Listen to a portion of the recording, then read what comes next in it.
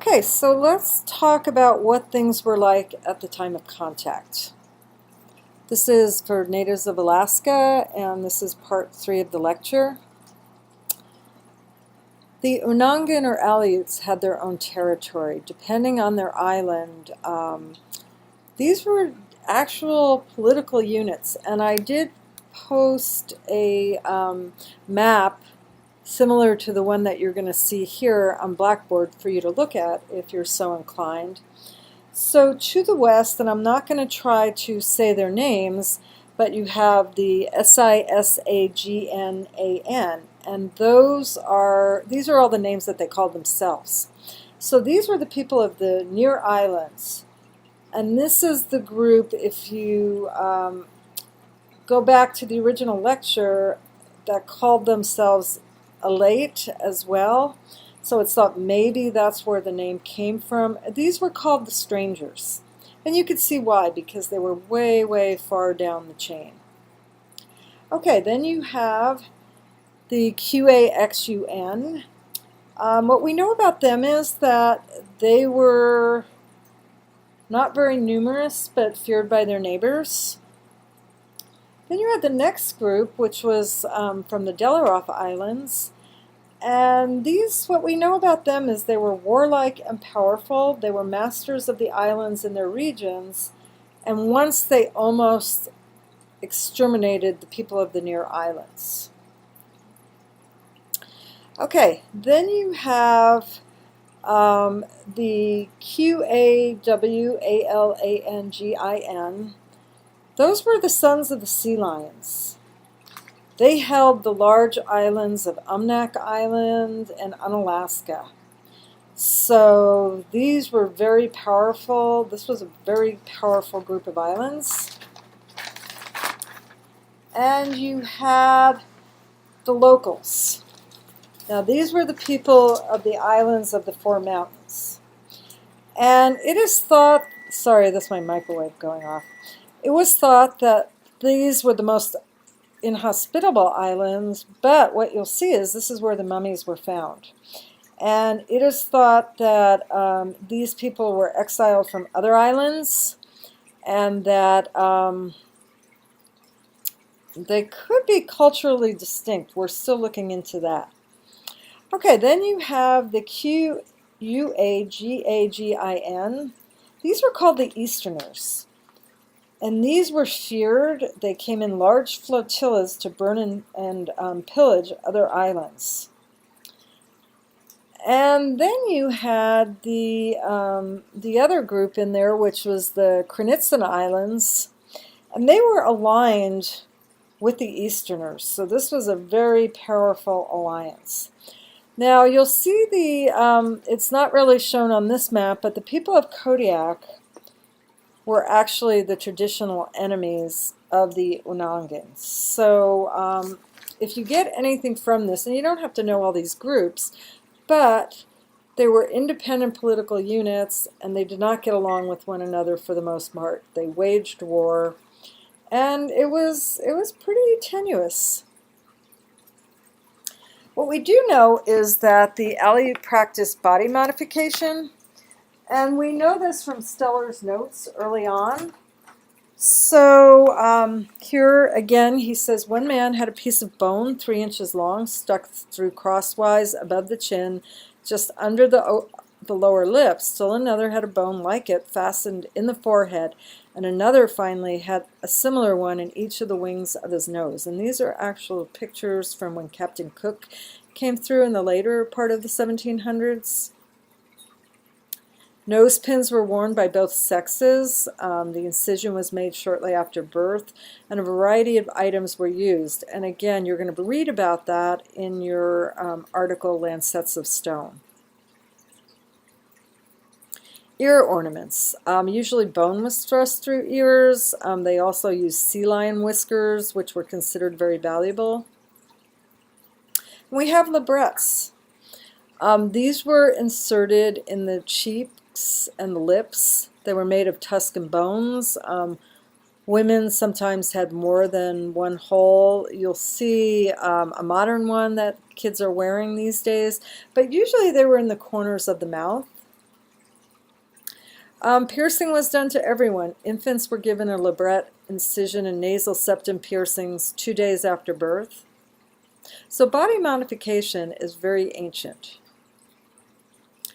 There was also a lot of symbolism done to this practice, and again, you can read about that. On the left there, you actually see labrets from archaeological sites. So the Aleuts had a unique housing style. They were called longhouses they're called longhouses by archaeologists, but they were called barabaras by the Russians. So what did they use for building materials? Again, they used driftwoods, they used whale bones, and these were semi-subterranean. So this is what it would look like on the left there from the outside, and on the inside you can see that it was a number of families living together. There was an opening through the top, and people were separated by grass mats. They could have several large extended families in these, and again, here's a picture of a smaller one at what it would have looked like from the inside and the outside. There were usually several villages on an island, depending on the size of the island. Villages were very close to the sea. This is a picture of Old Harbor in 1889.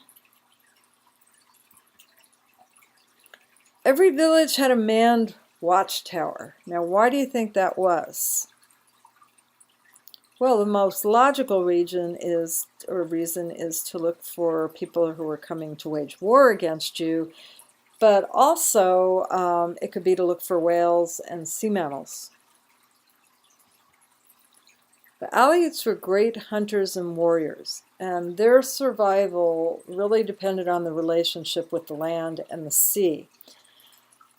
If you're going to be out on the open sea, what do you need to know? Well, you need to know landmarks. You need to know the habits of the animals you're hunting. You need to know navigation at night and during the day. And what kind of physical conditioning was required? Well, from a very early age, boys were taught to sit squatting for long periods of time to get them ready for being in kayaks. And there were also all kinds of other exercises that were done to prepare them. They had what was called the concept of the strong men. So the strong men were the most courageous ones. They would go to parts of the island that were sometimes considered taboo. Sometimes this was the inland parts. They would go into the volcanic areas looking for obsidian for points. But people who were considered strong men or brave men pretty much had a very short life. Usually something happened to them, and so it was like there are old pilots and there are bold pilots, but there are no old, bold pilots. So what was the greatest technological achievement of the Aleuts? It had to do with the sea, and they are given credit for inventing the kayak. The Russian word for kayak was байдарка.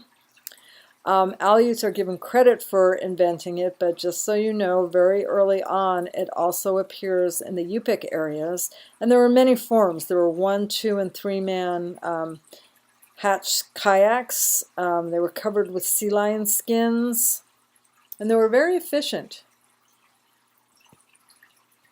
So the Aleut hunter was magnificent to see, and usually he dressed in his best garb. Why was that? Well, the idea is that he wanted to appear attractive to entice the animals he was hunting. So a great hunter would wear the following clothing. He would wear a gutskin parka, so they'd take the intestines of different animals, dry them out, and sew them together, and these were waterproof. They had elaborate wooden headdresses that had a lot of symbolism to them, and they had waterproof boots. The parka was made of sea mammal intestines, and it was sewn together with sinew. So you have one that's pictured down there on the bottom, and here are pictures of the elaborate hunting hats. Seal flippers were used on the bottom of the boots. And there were many restrictions and taboos about hunting. So it was believed that the kayak was probably more of female gender, so men were usually not allowed to sleep with their wives before going out in the kayak for fear that the kayak would be jealous. And they definitely weren't allowed to go out and go hunting if their woman was on her moon or her period prior to going hunting.